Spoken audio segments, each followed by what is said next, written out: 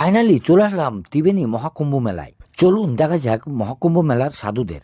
তার আগে দেখা যাক এখানে স্নান করছে। এই স্নান করার ঘাটেই প্রচুর ভিড় জমেছে। এই স্নান করার ঘাট থেকে ভিডিওটি শুরু করা যাক। এখানে সবাই স্নান করছে, এই ঘাটের সামনেই সবাই বসে আছে। দেখুন, এই স্নান করার ঘাটেই উপরেই বসে আছে। ইনাদের সবাই দান ধ্যান করছে। ইনারা সবাই স্নান করার ঘাটের মুখেই বসে আছে, তাই আমি আপনাদের দেখাচ্ছি। দেখুন, চলুন এবার ঘাটে সম্পূর্ণ নেমে দেখা যাক। স্নান করার এই ঘাটে প্রচুর পরিমাণে প্রোডাকশন রয়েছে। যেমন এখানে 2-3টি বোর্ড আছে।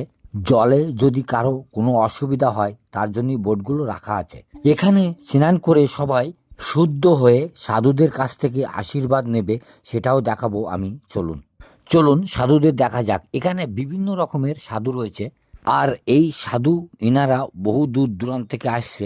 দেখুন, আশীর্বাদ নিচ্ছে বা উনি আশীর্বাদ দিচ্ছেও। এখানে অনেক ধরনের সাধু রয়েছে। আমরা সাধুদের কাছে শুনলাম কেউ এলাহাবাদ থেকে আসছে, কেউ পাঞ্জাব থেকে আসছে, কেউ উড়িষ্যা থেকে আসছে, কেউ আবার বিহার থেকেও আসছে।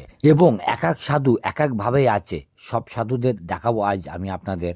এখানে মুগুর বাবা সাধু আছে, এখানে কাজ বাবা সাধু আছে, এখানে ও ন্যাংটা সাধু এখানে প্রচুর আছে। সব দেখাবো আজ আমি আপনাদের। দেখুন, ইনি হচ্ছে মুগুর বাবা সাধু। ইনি পাঞ্জাব থেকে আসছে।